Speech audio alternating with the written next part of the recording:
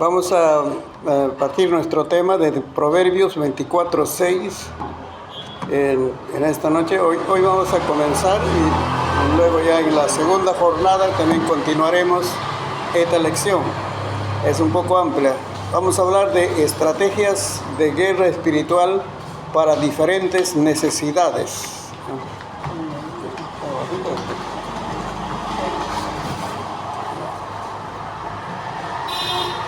A ver, Proverbios 24:6. 24:6.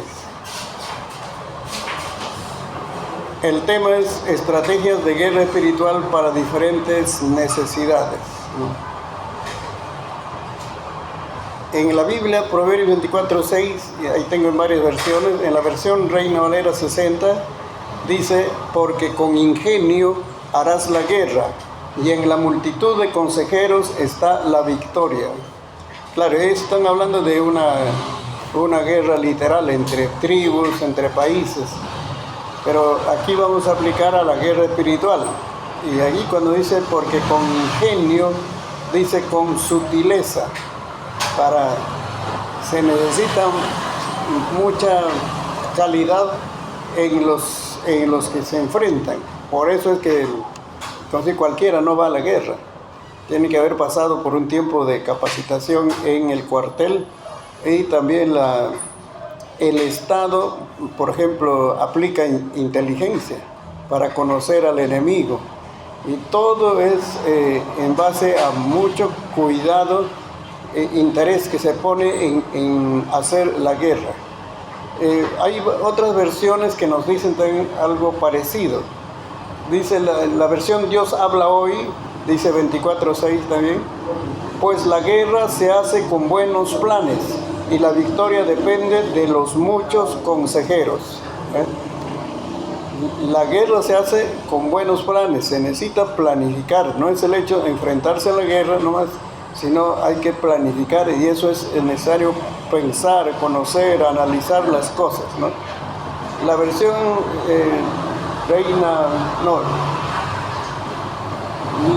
la versión LBLA, es la americana, la Biblia, la americana, dice: porque con dirección sabia harás la guerra, con dirección sabia se hará la guerra, y en la abundancia de consejeros está la victoria. Otra versión dice: porque con sabios consejeros harás la guerra, y la salvación está en la multitud de consejeros. Todo esto lo que nos está apuntando es que se necesita conocer, analizar el campo de batalla, y también equiparse, ¿no?, con los mejores recursos para la guerra espiritual. Y por último, la versión Palabra de Dios para Todos, PDT, dice: la guerra se libra con buena estrategia. Ahí está la palabra estrategia. Con muchos consejeros se logra la victoria. Así que necesitamos conocer algunas estrategias que nos va a ayudar a desarrollar la guerra espiritual. En eso estamos, en ese conflicto estamos continuamente, y vamos a ir tratando algunos temas, ¿no?, en relación a las estrategias, ¿no?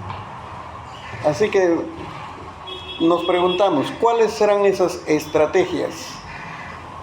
Lo que vamos a ir mencionando es: lo primero es la estrategia para someternos a Dios.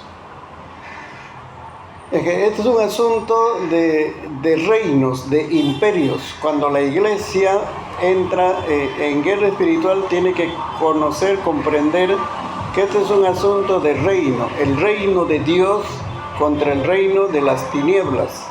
Esos son gobiernos, son imperios que, así como Dios es muy cuidadoso, organizado en todas sus cosas, planifica, y sus planes son, vamos a decir, producto de su sabiduría, pero también el enemigo, para enfrentar, o sea, para hacer cosas malas, planifica. No es sencillamente que quiera hacer las cosas malas, Por ejemplo, a un cristiano fiel, ¿acaso lo tienta de primera? Tiene que conocerlo, lo analiza, cuál es su debilidad, qué cosas ha hecho antes de conocer a Jesucristo. Entonces el imperio maligno también usa estrategias para malograr a los creyentes. A uno que está débil, sí, cualquier tentación lo pone, ¿no? Pero uno que está fuerte, está velando en oración, entonces él tiene más trabajo para poder analizar a ese cristiano, para poder afectar también su familia, las cosas, su trabajo, y todo eso conoce. Como el diablo es un ángel caído, pero Dios no le ha quitado ciertas habilidades como ángel. Y por eso los ángeles saben cosas más que nosotros. Nosotros, en cambio, conocemos ciertas cosas de esta vida, de nuestra experiencia humana. Así que este es un asunto de reino, de gobierno que se enfrentan. Y por eso tenemos que usar estrategia. Lo primero que tenemos que ver es la estrategia para someternos a Dios. Mateo 26:39 es la misma palabra del Señor Jesucristo. ¿Qué dice el Señor Jesús? Este momento es cuando Él está en el huerto de Getsemaní, está orando. Dice, oró 3 veces ahí en el huerto de Getsemaní. Y yo creo que Él está orando por la humanidad, está orando por el plan de salvación que va a desarrollar y todo eso, pero también hay una carga personal. Está afligido, está triste. Es en el aspecto humano. Como Dios, como soberano, no hay problema con la muerte, pero como ser humano va a enfrentar a la muerte, y no una muerte como cualquiera de nosotros, que es simplemente pasar de un estado de la vida a otro, sino Jesús tuvo que morir en cambio de nosotros, y por eso su muerte es más dolorosa, es con más sacrificio. Y entonces es ahí en ese tiempo de oración que ora al Padre y le dice, Padre mío, si es posible, pase de mí esta copa, pero no sea como yo quiero, sino como tú. Mateo 26:39. Eso es una actitud de someterse a Dios. Siendo la segunda persona de la Trinidad, Jesús tenía que someterse a Dios Padre, porque Él está en esta tierra, está cumpliendo la voluntad del Padre soberano. En todas las cosas vivía sometido al Padre. Por eso en este paso también de la muerte dice, fue obediente hasta la muerte, y muerte de cruz. Eso significa que se sometió. Jesús podía, como segunda persona de la Trinidad, podía decir, Padre, ¿puede ser otra forma de morir? En fin, se cumple. Voy a morir, voy a derramar mi sangre por los pecadores. Pero no, el Padre estableció la forma de muerte. Y Jesús se sometió a esa voluntad del Padre soberano, ¿no? Es ahí cuando Él dice, no sea como yo quiero, sino como tú. Hay otra versión también, un lenguaje sencillo. Este mismo versículo dice así, ¿cómo deseo que me libres de este sufrimiento? Pero no será lo que yo quiera, sino lo que quieras tú. Esas son expresiones de someterse a la voluntad de Dios. No sea, dice, como yo quiera, sino lo que quieras tú, lo que usted quiera, Padre. Es Jesucristo, mira, se va a enfrentar a la muerte, una muerte expiatoria, pero lo primero que hace es someterse totalmente a la voluntad del Padre. Eso es necesario. Entonces la iglesia va a aprender a someterse a la voluntad de Dios, porque eso significa que está aceptando el gobierno total de Dios sobre su vida. Él no está actuando sencillamente porque es ser humano y como se llama, Dios le ha dicho por la palabra, puedes echar fuera demonios, sino Él está actuando como parte de un reino, el reino de Dios. Está actuando como el cuerpo de Cristo. Ahí estamos todos los creyentes. Está actuando con autoridad porque está sujeto a su autoridad, que es Dios, ¿no? Entonces, los creyentes, esto es lo primerito que debemos hacer. Por eso, entonces, cuando no hay resultados en la guerra espiritual, cuando vivimos independientes de Dios. O sea, no consultamos al Señor en los asuntos de la vida, no estamos sometidos a su voluntad. De repente, sabiendo hacer lo bueno, pero decidimos por hacer lo incorrecto, no estamos sometidos a la voluntad de Dios. Y por eso, entonces, no se tiene victoria. El apóstol Santiago habló de esta estrategia en Santiago 4:7. Santiago 4:7 está, que dice: someteos pues a Dios, resistid al diablo y huirá de vosotros. Está hablando de guerra espiritual. No dice de frente resistid al diablo, sino dice primero hay que someterse a Dios. Uno tiene que rendirse, humillarse delante del Señor, ¿no? Porque aún siendo creyentes, pecamos, desobedecemos por negligencia, por descuido. Y entonces tenemos que volvernos al Señor y renovar nuestro deseo de obedecerle, de seguirle. Y es ahí entonces, en esa humillación, estamos reconociendo el señorío de Cristo sobre nosotros, ¿no? Es muy importante vivir así, como decir, obedeciendo las órdenes de Jesucristo. Jesucristo llega a ser nuestro Rey. Él ordena, nosotros obedecemos. Como pertenecemos al reino de Cristo, del Cristo soberano, debemos vivir sometidos totalmente al gobierno de Cristo. Eso debe ser nuestro estilo de vida. O sea, la vida cristiana no es ya yo recibo a Cristo en mi corazón y luego vivo a mi manera.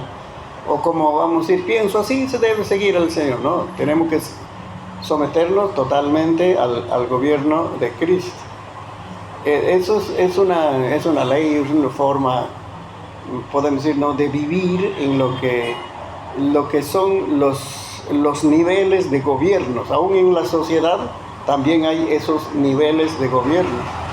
Por ejemplo, un policía estudia 1 año, 2 años allá, y luego ya le dan su credencial, su tarjeta, su diploma, y luego él no puede decir, bueno, ahora yo quiero tener mi propia comisaría, no quiero depender de otros, no, yo voy a poner mi propia comisaría. Donde no hay comisaría ya voy en Faro ya, Atalaya, ahí voy a poner.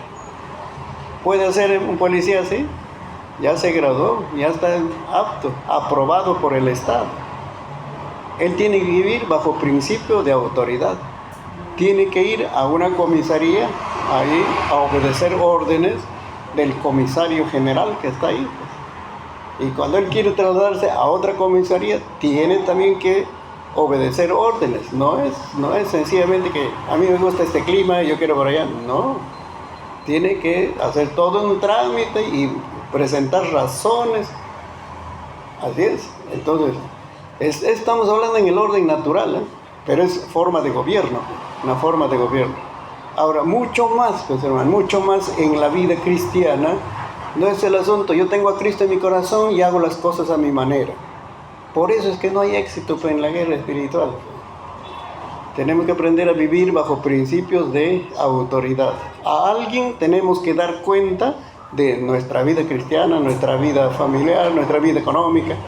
Eso es vivir bajo principios de autoridad. Cada día estamos decidiendo quién va a gobernar nuestra vida. En la mañana, ahí estamos decidiendo quién va a gobernar ese día. No, esa decisión no se toma una sola vez para toda la vida, sino cada día. ¿Saben por qué? Porque tenemos libre albedrío. Ayer puedo haber vivido sometido a Cristo, ya haciendo las cosas, hay una necesidad. Pero hoy día me despierto, como no hay mucha carga, ya hago las cosas a mi manera, oro un poquito nomás. Estás decidiendo. Cada día decidimos someternos al reino de Cristo, ¿no? ¿Quién va a gobernar nuestra vida? Ahí están las alternativas. ¿Va a gobernar Cristo o nosotros? A veces es nuestra naturaleza humana es decir, todo el mundo de los sentidos, pues. Con los sentidos estamos tomando decisiones. Si vivimos por el mundo de los sentidos, yo siento, yo pienso, a mí me gusta eso, entonces voy a hacer. ¿Ves? Nuestra persona, nuestra naturaleza humana, no es la carne, estamos hablando de eso, después vamos a hablar, también influye al tomar decisiones. Y por eso entonces tenemos que renovar nuestro compromiso de someternos al Señor. Cada día decidimos si va a gobernar Cristo o la carne. Ahí sí está la naturaleza pecaminosa. Eso ya vamos a decir las inclinaciones de esa naturaleza desobediente a Dios, que no le gusta someterse al Señor. Entonces, ¿qué pasa? Que esas influencias que gobernaban nuestra vida, ¿no? La venganza, el odio, el egoísmo, el orgullo, eso influye y nos va a impulsar en nuestras decisiones. Nos empuja a hacer cosas que no le agrada a Dios, ¿eh? Y por eso tenemos que decidir. Dice, este día no va a gobernar la carne. La naturaleza pecaminosa no va a gobernar. Lo que va a gobernar es Cristo, ¿eh? O cada día decidimos si va a gobernar Cristo o el mundo.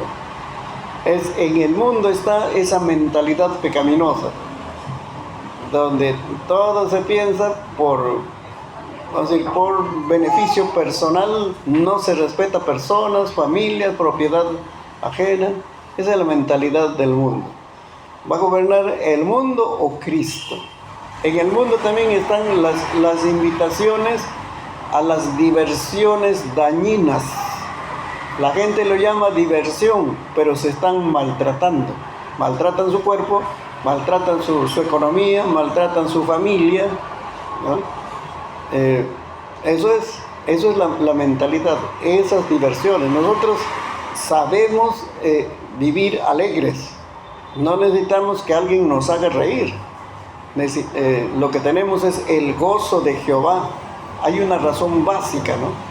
Por eso entonces las diversiones son añadiduras, son, ¿cómo decir? No es indispensable en la vida. ¿Por qué? Porque vivimos en el gozo de Jehová. O sea, cada día decidimos si van a gobernar Cristo o esas invitaciones baratas que hay de la alegría.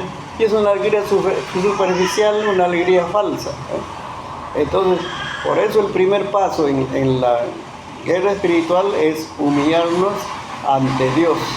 En esa humillación está el arrepentimiento de la persona, ¿no? El cristiano se arrepiente, sí, de cambiar de dirección.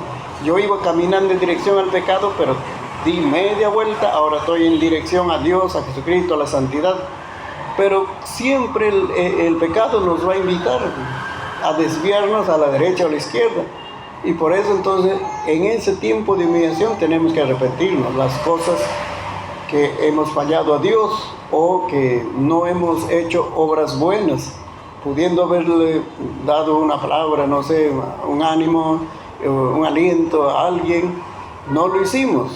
Entonces hay cosas que debemos arrepentirnos. Eso es muy necesario. Entonces, en un tiempo de guerra espiritual, no puedes ir de frente a enfrentar este imperio maligno que sabe todo esto de la vida cristiana. Él sabe por información. Y entonces tenemos que volvernos al Señor, siempre volvernos a la voluntad perfecta de Dios. Eso es muy, muy saludable, ¿no? Esta es la primera estrategia, ¿no? Entonces, por ejemplo, cuando se ministra a familias o personas también, tratamos de llevarles a que se acerquen a Dios ahí, que busquen a Dios en ese momento, ¿no? Y si hay arrepentimiento, es mucho mejor si toman una decisión, ¿no? Pero si de repente él está tan influido por el espíritu maligno, no le va a dejar tomar esa decisión. Necesita ahora de los familiares. Los familiares deben tomar esa decisión de humillarse, en arrepentimiento, buscar al Señor, y Dios va, eso se abre las puertas para que las bendiciones de Dios ahora vengan, ¿no? Porque se necesita fortaleza, se necesita poder, se necesita una fe firme en la palabra para ese tiempo de guerra espiritual. Así que esta es la primera estrategia, someternos a Dios. Hay que someternos. En un tiempo de oración es muy importante aprovechar ese momento para someternos al Señor. La segunda estrategia es estrategias para que se cumplan los planes divinos eternos. Esta. La pregunta aquí sería, cuando nosotros nos enfrentamos hacia situaciones conflictivas con el enemigo, ¿qué buscamos? ¿Que se cumplan nuestros planes o que se cumplan los planes de Dios? Eso va a ser importante. Nuestros deseos pueden ser diferentes de los de Dios. O pensamos, no, esto es bueno para este tiempo o para la iglesia, ¿no? Aquí tenemos necesidad de discernimiento, porque a veces luchamos para que se cumplan nuestros planes, pero cuando los planes de Dios es diferente. Y no decimos, no, es que no me está respaldando Dios, no siento su ayuda, pero el plan de Dios es diferente. Imagínate al apóstol Pablo, cuando él toma la decisión en ir a las ciudades, ¿no? ¿Qué ciudades va a ir a evangelizar? Y entonces llega a un sitio y dice, según se inclina su corazón, él dice, nos vamos a la derecha, dice, así para ilustrarlo más fácil, ¿no? Porque todo el mundo era campo blanco. Y él está pues con su equipo que le acompaña. Y el Señor no le abre puerta, no le abre oportunidad. Dice, trataron de ir por ahí, no se abre la puerta, no se abre la oportunidad. Y humanamente se puede decir, no, el diablo nos está estorbando, no quiere que vayamos. Pero era Dios que no era el camino. Y entonces, ¿qué dice? Ahí dice, estaba en esa preocupación y él sueña. Él dice, un varón macedonio. ¿Por qué dice un varón macedonio? Porque le reconoció por su vestidura. Los macedonios tenían cierta característica de vestirse. Y entonces un varón macedonio le dijo, ven a Macedonia y ayúdanos. Y Macedonia estaba a la izquierda.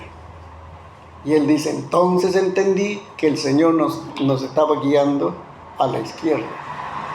Y ahí estaba el valle de Macedonia. ¿Ves? Entonces Pablo podía insistir, no, aquí hay bastante campo, tengo que ir para este lugar. Ese es su deseo, su plan. Y cuando se enfrenta con cosas, Señor, ayúdame, líbrame, envía las provisiones, pero él está andando en su plan humano. Ahí está la dificultad. Por eso es importante comprender esta estrategia. Nosotros oramos para que se cumplan los planes de Dios. En ese camino que estamos buscando que se cumplan los planes de Dios, va a haber obstáculos, va a haber dificultades. Pero sabemos que se va a hacer la voluntad de Dios porque ese es su proyecto, ese es su plan del Señor, no es nuestro, ¿eh? Ahí tenemos mayor autoridad, ¿no? ¿Y dónde está eso? En Romanos capítulo 8, del 28 al 31. Ahí está. Ese es el plan de salvación, que está bien extenso. Ahí en cuanto a tiempo, ese pasaje es bien extenso, ¿eh? De eternidad hasta eternidad. Es como decir, antes de la creación, el Señor ya estaba hablando de salvación. Y después que termine la historia de la raza humana, esta tierra también va a ser transformada, va a comenzar la eternidad. Mira, este pasaje es bien amplio en cuanto a tiempo, ¿eh?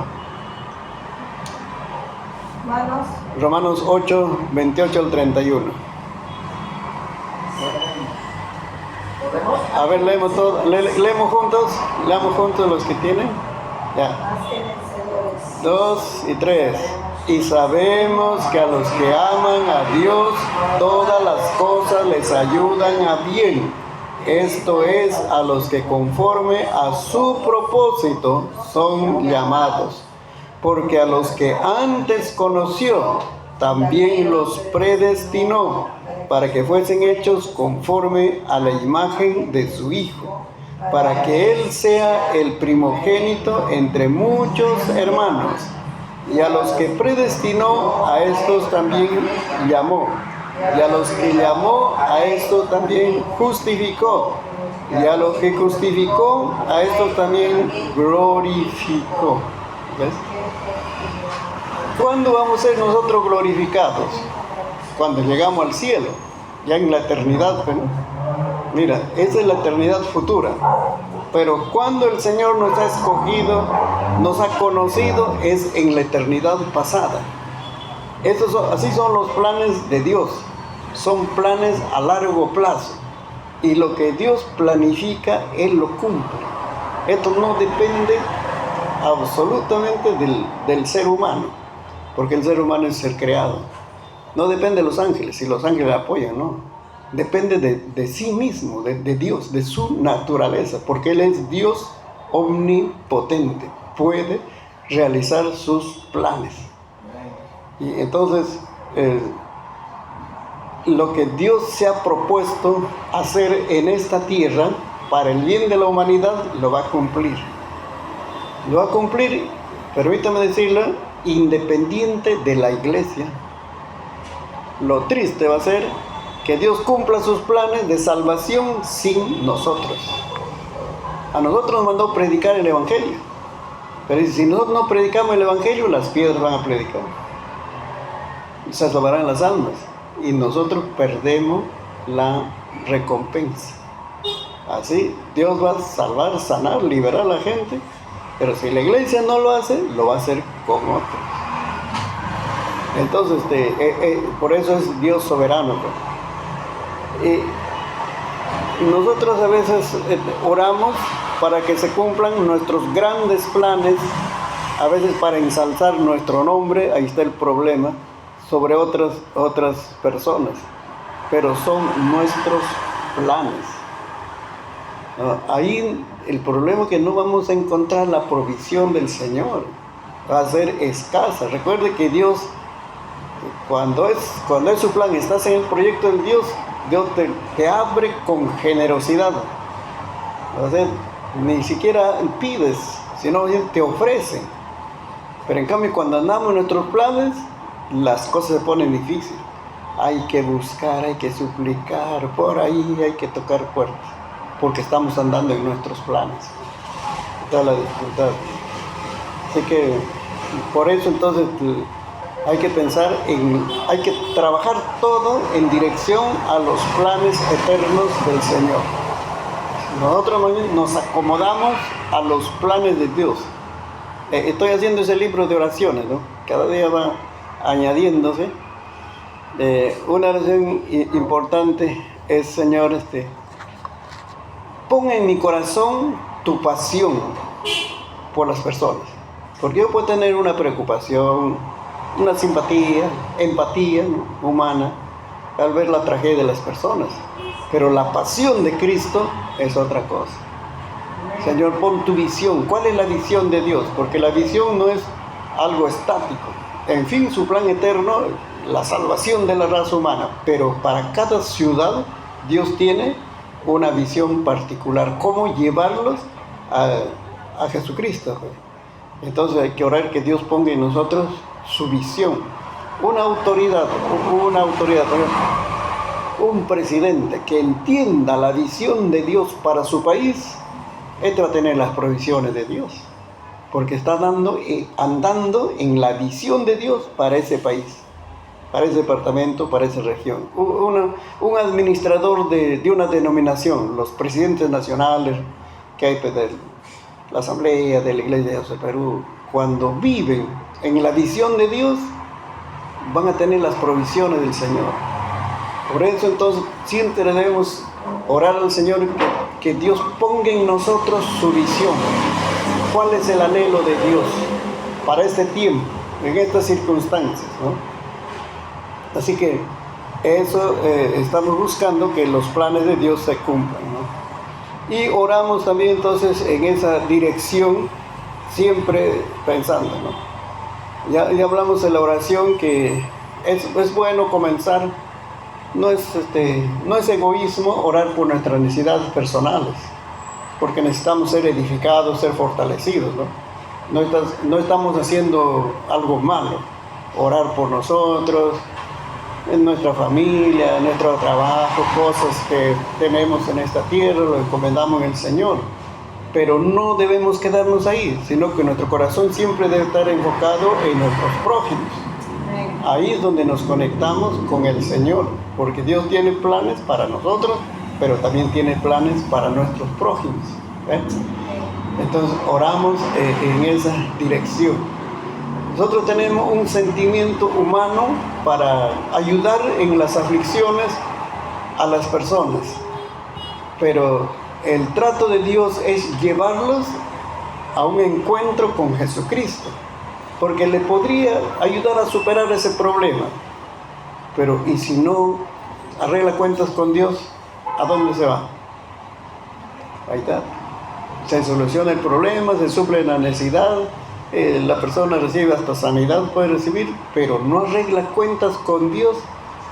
No se ha cumplido el propósito de Dios todavía. Sí, por misericordia Dios trata, pero por eso nosotros oramos que se cumpla el plan de Dios en esa familia, en esa persona. Así tenemos que ver a todos. Los niños. Dios tiene planes para los niños. Por eso es que permite que nazcan en esta parte de la historia de la humanidad. Como Dios es soberano, Él sabía cuántos millones y millones de personas iba a haber. Y para cada persona Dios tiene planes y propósitos. Y por eso entonces esos niños también están dentro del proyecto, del plan de Dios. Nosotros podemos orar, Señor, te oramos por su salud, por su buena educación, Señor, que libre los peligros, todo eso. Pero todo eso debe estar dentro del proyecto de Dios. ¿Qué Dios tiene para ese niño o para esa niña? Esa es la manera como desarrollamos, pues, que nos incluimos a los planes de Dios. Esto va a ser muy importante. Pero ahora nos planteamos una pregunta. ¿Cuáles son los planes eternos de Dios? Esto nos va a ayudar. ¿Cuáles son los planes eternos de Dios? Primero, el plan eterno de la salvación de la raza humana. Dios quiere eso. Pero ahí vamos a ver que el enemigo se opone. El Dios de este siglo es el que ciega el entendimiento de los incrédulos. Dios tiene un plan, pero el enemigo tiene otro plan. Y en ese plan es que ciega el entendimiento. ¿Qué sucede eso? Lo llena de mentiras para que no crean el evangelio. Permite que pasen ciertas circunstancias que endurezcan su corazón hacia el evangelio. Y vemos, entonces, el plan de salvación de Dios es un plan eterno, es un plan de un tiempo tan grande, porque ya Dios sabía que la humanidad iba a tener esa condición de pecador. Puso a Adán, el hombre sano, santo, en el huerto del Edén, pero duró tan poco que se convirtió en una persona pecadora, porque de ahí es de donde todos tenemos naturaleza pecaminosa. De modo entonces que Dios ya tenía el plan de salvación, ya era eso parte de su proyecto. Y nosotros entonces nos adecuamos a ese plan. Por eso nuestra oración va a tener este dilema. Mira, a veces pensamos que la oración es convencerlos a Dios para que nos haga un favor, nos mande una bendición. Ahí está el problema. que estamos viendo en nosotros nomás. Entonces yo tengo que orar como si que Dios se convenza, se anime a hacer esta obra. Pero el otro asunto es que yo voy a orar porque Dios ya quiere hacer esa obra. Dios quiere salvar a las personas. Entonces voy a orar creyendo que Dios quiere salvar a las personas. Es diferente, ¿sí o no? No lo voy a convencer recién, ¿no? A ver si Dios se anima a salvar a algunas personas, ¿no? Y sucede entonces que el tiempo de oración es un tiempo de comunión con Dios. Recibimos instrucciones, el Señor nos fortalece, ¿no? Y amplía nuestro entendimiento de los planes de Dios, ¿eh? Pero si pensamos, no, tengo que convencer a Dios con mi oración para que Él haga. Tu tiempo, ¿qué sucede? Tu tiempo está enfocado en convencer a Dios. Y algunas veces me escucha y a veces no me escucha. Bueno, como somos un poco santos, decimos, bueno, Dios tendrá razón, pero ¿por qué no me ha escuchado? ¿Qué voy a hacer? Resignación. Pero no es así. Por eso tenemos que estar enfocados en el plan de Dios. Yo creo que el plan de Dios es salvar a Perú. El plan de Dios es salvar a las familias aquí de Huacho, de Gualmay. En esa dirección oro, Señor. Mira, la oración es una escuela, pues, es una escuela que no se va a acabar, hermano. Vamos desarrollando niveles, se puede decir, de conocimiento de la oración, ¿no? La oración de pedir, nosotros somos buenos pidiendo, es decir, y el tiempo también que le damos a la oración, eso es bueno, es saludable. A algunas iglesias no le dan tiempo a la oración, sino de otras cosas, actividades lo llaman. Pero de la oración de pedir, se madura, se crece a la oración de agradecimiento. No por lo que has recibido, sino por lo que ya conoce el plan de Dios. Ese es el plan de Dios. Le agradezco porque ese es el plan del Señor. Ahora vamos a hablar en términos familiares, ¿no? Puede tener hijos inconversos. Una manera de orar es, Señor, salva a mis hijos. Estás pidiendo, salva a mis hijos, Señor. Habla su corazón, Señor. Quebrántale, Padre. Hay cosas, pensamientos. Tiene tantas cosas en su mente, Señor. Permita que su mente sea iluminada. Estás pidiendo. Pero cuando maduras, ya oras. Porque entiendes el plan de Dios. El plan de Dios es que si el Evangelio ha llegado a mi casa, es para bendecir a todos. Amén. Gracias, Señor. Gracias que ha llegado el Evangelio a mi casa. Yo creo, Señor, que usted quiere salvar a mis hijos. ¿Ves? Pasas al agradecimiento. Todavía no has visto el milagro, pero ya agradeces. Gracias. Sigue obrando, Señor. Estoy viendo, Señor. ¿Ves? Esa es la madurez, pues, de la oración. Entonces, ya estás caminando en fe. Porque no solamente estás pidiendo porque todavía no ha hecho. Pero en cambio ya estás aceptando que Dios quiere hacer. Ese es su plan del Señor, ya Dios quiere hacer. Entonces le agradeces. Señor, gracias, porque esa es tu voluntad, Señor. Sigue orando, Señor. Estoy viendo, Señor, tu mano maravillosa, Señor. Estás madurando en la oración. Ese es un plan eterno de Dios, la salvación de la raza humana. Y cuanto más llenamos de oraciones en esa dirección, Dios va a cumplir sus planes mucho más allá de nuestra capacidad de cercanía física. Por ejemplo, de repente yo no voy a llegar a China, ¿no? Tan lejos está. Pero si yo oro por los chinos para que se conviertan a Cristo, mi oración va a hacer efecto en ellos. Muchas personas orando por ese pueblo, Dios va a obrar poderosamente. Así. Y entonces, ¿qué está sucediendo, hermanos? Esta oración por la salvación de la raza humana no tiene límites. todos participamos, todos estamos involucrados en ello y Dios va a obrar. Dios va a obrar. Como también otros están orando por nosotros, están orando por Perú, están orando, están invirtiendo en Perú por el trabajo de evangelismo, oraciones, están invirtiendo personas. Hay iglesias que están mandando familias de misioneros aquí a Perú. ¿Qué está sucediendo entonces? Que en este plan de salvación de la raza humana estamos involucrados todos.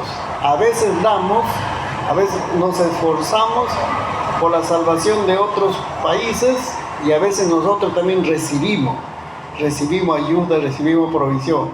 Por ejemplo, en septiembre va a haber una campaña evangelística, ya estamos en reuniones, coordinación, si no es el estadio Torres Arandas, va a ser en Plazuela 2 de mayo, por aquí creo, ¿verdad? Y o si no, Víctor Raúl, va a ser 3 días. Y es un equipo que bien, ellos están sembrando en Perú. No nos han puesto toda la carga económica a nosotros, están sembrando. ¿Y cómo se abre esa puerta, esa bendición? Porque ellos quieren que Perú levante iglesias grandes, ¿no? Que Perú se convierta a Cristo. Así es. Es una ley en la vida humana, establecida por el Señor. Lo que siembras, cosechas. Lo que siembras, cosechas. Cuando nosotros oramos, estamos sembrando lo espiritual en otros países. Orando por sus necesidades, por sus problemas, por la salvación de ellos, está sembrando. El cuerpo de Cristo de Perú está sembrando en otros países. ¿Y qué hace el Señor? También permite que cosechemos. Cosechamos también ayuda, puede ser misioneros, puede ser campañas evangelísticas, puede ser ayuda social también, porque hemos sembrado. Eso. No hay pierde, hermano, no hay pierde en ese esfuerzo de trabajar por la salvación de las almas perdidas. El otro plan de Dios, que es su plan eterno, es edificar a la iglesia como el cuerpo de Cristo. Aquí cuando hablamos como el cuerpo de Cristo, estamos hablando todas las iglesias locales, estén bajo una denominación, estén libres, todas las iglesias ahí, porque son parte del cuerpo de Cristo. Muchas veces no nos hemos relacionado por ciertos pensamientos humanos, pero si han tenido una experiencia de transformación moral, ellos también son nuestros hermanos. Y entonces son el cuerpo de Cristo. A esa iglesia que no tiene nombre, no hay nombre de una denominación, el que Dios quiere edificarlo. Pero también tenemos oposición, que el diablo se opone inyectando la tibieza espiritual. Dios quiere edificar a la iglesia. ¿Qué significa edificar? Es construir. Pero no construir, vamos a decir, una casita débil ahí, ¿no? Sino dice construir una fortaleza, que la iglesia sea fuerte, dinámica, poderosa, capaz de resistir todo ataque del imperio maligno. Eso es edificar a la iglesia, que no sea débil ahí en algunos aspectos, sino que sea fuerte en todo. Pero el enemigo se opone y ¿qué inyecta? Vamos a decir, ¿qué promueve?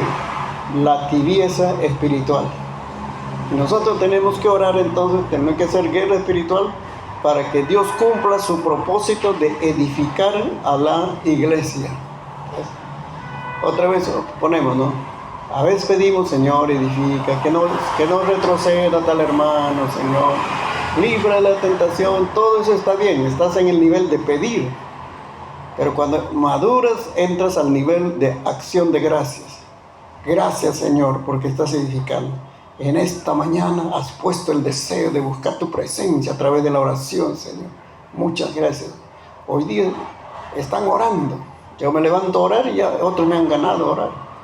Porque todos de las 4 de la mañana oran. Otros se han agarrado de 3 a 6 oración.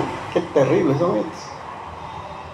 Yo me despierto, entonces digo, Señor, gracias, porque otros están orando por mí también, Señor. Muchas gracias, Señor. Respáldalo ahí donde están, Señor amado. Guíalo en la oración, Señor. Revístelo de poder, Señor. ¿Ves?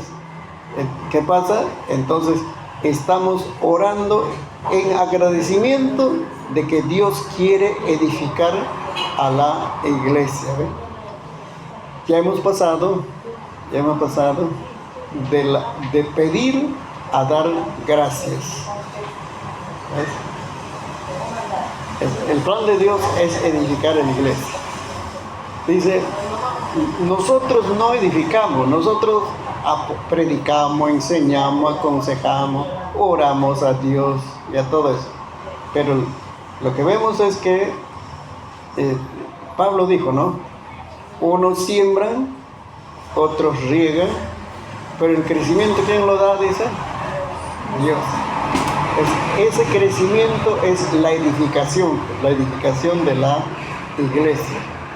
Entonces, puede ser un hermano débil, pero el plan de Dios es hacerle fuerte a ese hermano. Lo va a hacer fuerte. En el anhelo, en el deseo de Dios está, ¿no? Eso es otro plan eterno, ¿no? Y entonces es ahí donde vamos a ver que Dios hace los arreglos necesarios, acomoda las cosas para que puedan la iglesia ser edificada, ser fuerte. Recuerden, no hemos llegado todavía a nuestro nivel espiritual y moral de lo que debe ser la iglesia, porque el modelo, ¿dónde está? En el libro de los Hechos. Ahí está el modelo. Nosotros debemos llegar a ese nivel. Esa iglesia oraba hasta que sucedan las cosas. El Señor Jesucristo le daba una promesa, dijo, a los discípulos, porque ellos ya le compartían a los 120, ¿no? Y un poco más había. Dijo, ustedes van a recibir el bautismo del Espíritu Santo dentro de no muchos días, le dijo, pero quédense aquí, no salgan todavía. Obedecieron, ya. Entonces vamos a quedarnos, pero no vamos a quedarnos cruzados de manos, vamos a orar. Se pusieron a orar y oraron hasta que se derramó el Espíritu Santo. Hechos capítulo 2. Entonces, ese es el modelo donde todos fueron llenos del Espíritu Santo. Esos todos, entonces, tenían podemos decir, una fortaleza moral, una fortaleza espiritual capaz de recibir a 3,000 personas. Así Dios bendice también a las iglesias de acuerdo a su fortaleza espiritual. ¿Cómo vamos a poder atender? Y entonces lo que pasa es que ellos recibieron 3,000 de golpe, ¿no? Es que estaban edificados, fortalecidos. Ese es el modelo. Entonces la iglesia no ha llegado todavía a ese nivel. Hay por ahí algunos lugares donde se manifiesta, ¿no? Así el Espíritu de Dios está haciendo cosas asombrosas, pero estamos caminando. El Señor está edificando a la iglesia en Perú, está perfeccionando, ¿no?, los ministerios, nuestras formas de trabajo, todo eso, pero el deseo del Señor es que la iglesia sea edificada. El segundo plan. Otro plan de Dios es el plan eterno de la santidad de la iglesia. En lo que hemos leído en Romanos 8:28, el 29 dice, el 29, Romanos 8:29, ahí dice, porque a los que antes conoció también los predestinó, dice, para que fuesen hechos conforme a la imagen de su Hijo. ¿Ves? Nos predestinó, dice, antes de la creación del mundo, antes que naciéramos, nos predestinó para ser semejantes a Jesucristo. Eso es santidad. O sea, la santidad de Jesús puede impregnarse en nosotros y vivir una vida así de santidad. Entonces, el plan eterno de Dios es la santidad de la iglesia. Y es ahí donde Dios trabaja con nosotros, en las heridas de nuestra vida emocional, en nuestras debilidades, flaquezas, que a veces nos hemos involucrado en una vida de pecado. Eso es una lucha. Esa es una lucha que tenemos entre el bien y el mal. Dios está trabajando para santificarnos, nos prepara, nos equipa para poder vivir una moralidad sobrenatural, ¿no? Pero tenemos oposición. Se opone la serpiente antigua, que está en 2 Corintios 11:2. La serpiente antigua dice que con su astucia, dice, trata de confundir los pensamientos de los creyentes. ¿Y de qué clase de creyentes? De los fieles, de los sinceros. Entonces el enemigo, esa figura que presenta, ¿no? La serpiente antigua es la que tentó a Adán y Eva, lo tentó a pecar. Así también a la iglesia, a algunos creyentes, el enemigo se pone su objetivo: a este creyente lo voy a hacer pecar, lo voy a hacer que pecar. En esta iglesia lo voy a hacer pecar a 5, 10, 15 personas. Tenemos oposición. Por eso entonces el cristiano está luchando para no dar lugar al pecado, ¿no? Y ahí oramos entonces que el Señor cumpla su propósito de santificar nuestras vidas, santificar a la iglesia. Nosotros no conocemos cómo están viviendo cada uno, o sea, todos los detalles no sabemos. Sencillamente le predicamos, le animamos que sigan al Señor, que sirvan a Dios de todo corazón, pero es Dios quien obra, trabaja en las personas y les da discernimiento para dejar esas cosas malas y seguir el camino del Señor en obediencia, en santidad. Esa cualidad es muy importante, hermanos, en la santidad en la iglesia. Pero ojo, que no es plan humano. No es que a nosotros se nos ocurrió pensar, no, queremos tener un grupo de personas que no hagan cosas malas, no pequen y obedezcan a Dios. A nosotros no se nos ha ocurrido, si estamos en delitos y pecados. Dios ha planificado que la iglesia sea santa y lo va a cumplir. Dios lo va a cumplir.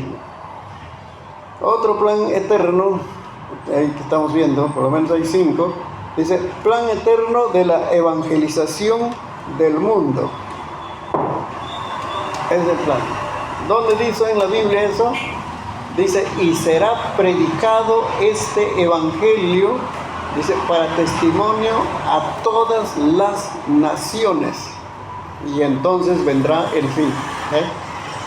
Dios quiere que se predique el evangelio en todo el mundo. Ojo, no está diciendo solo los países libres donde hay libertad de culto, no, todo el mundo.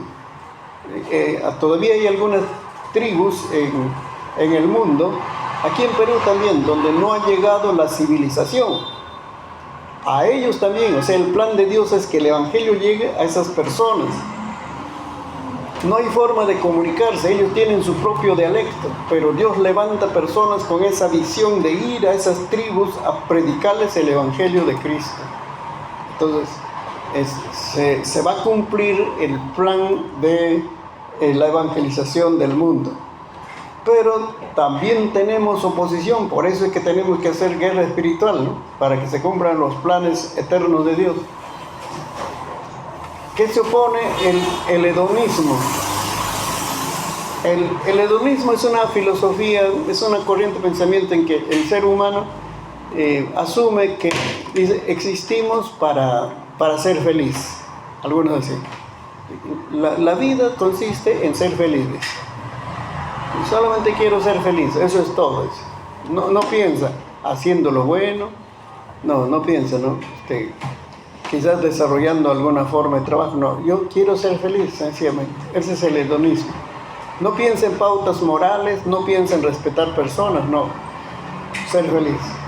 Y eso entonces ha provocado, ese hedonismo ha provocado un cristianismo que busca solo comodidad y felicidad, que busca entonces comodidad en la vida cristiana. O sea, vivir, sí, quiere estar a cuentas con Dios, pero no asume esfuerzos, sacrificios, sino quiere una vida feliz nomás. Yo quiero ser cristiano porque con Cristo soy feliz y punto. Ese es el problema. Porque, ¿saben por qué se opone esto al evangelismo? Porque el evangelismo es una lucha. Y la lucha demanda esfuerzo. Y tenemos que no solo enfrentarnos a los criterios humanos, sino que hay un enemigo, porque al diablo no le gusta que la gente escuche el evangelio, que salga de esa manera de vivir. ¿Y qué pasa entonces? Va a levantar obstáculos, dificultades. Y pues algunos creyentes dicen, no, mejor, para no entrar en esas dificultades, mejor hago otras cosas.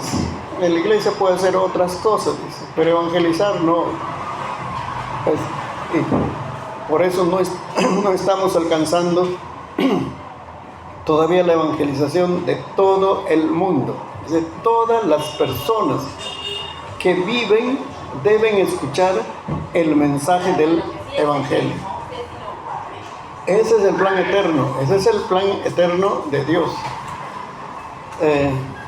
Y entonces, la iglesia que participa en ese proyecto de evangelizar el mundo, ¿qué va a suceder? En que está involucrado en los planes de Dios. Está sintonizado con el deseo de Dios. Y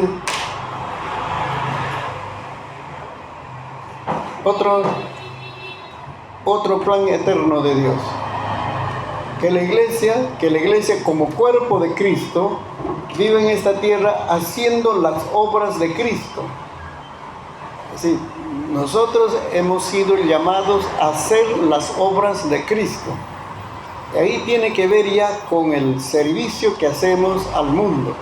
Mientras Cristo estaba en esta tierra, allá en Jerusalén y alrededores, atendía a las personas.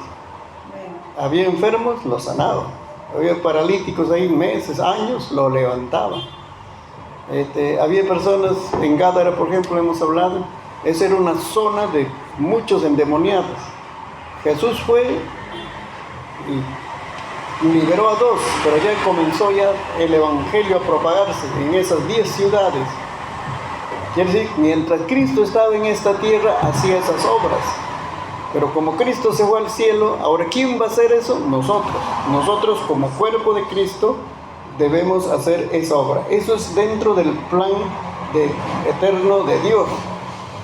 Entonces, seguimos siendo seres individuales con libre albedrío, pero recuerde que estamos unidos a través de una iglesia local, de autoridades, estamos unidos y por eso funcionamos ya como el cuerpo de Cristo. ¿Y qué vamos a hacer como cuerpo de Cristo? Hacer las obras de Cristo, que Cristo hacía con las personas, ¿no? Es el deseo del Señor. No creo que Cristo hubiera tenido misericordia de esas personas, de ese tiempo, ese breve ministerio. Son 3 años, 3 años. Comenzó a los 30 y a los 33 terminó su ministerio. Ahí nomás tuvo misericordia de los enfermos, ahí nomás tuvo misericordia de los oprimidos por el diablo. Yo no creo que sea así. Cristo sigue teniendo misericordia. Pero ¿quién va a hacer esas obras? Ahora eso le toca a la iglesia, ¿no? Por eso entonces es muy importante esta estrategia, que oramos, ministramos liberación, todo eso puede ser para que se cumplan los planes eternos de Dios. Eso debe ser nuestro enfoque. Oramos también de acuerdo a los planes eternos de Dios. No es nuestro deseo. A veces pensamos que es nuestro anhelo, nuestro deseo, porque confundimos, ¿no? Que el Señor ha puesto un deseo de evangelizar, de levantar iglesias, todo. A veces pensamos que es nuestro deseo, pero debemos pensarlo en que Dios sembró ese deseo en nosotros. Y luego ya nosotros obedecemos, vamos dando los primeros pasos. Es que el Señor es el origen de toda esta actividad. Entonces nos vamos enfocando ya en los planes del Señor. Hasta aquí entonces hemos visto dos estrategias, ¿no?, de guerra espiritual para diferentes necesidades que hay. Muy bien.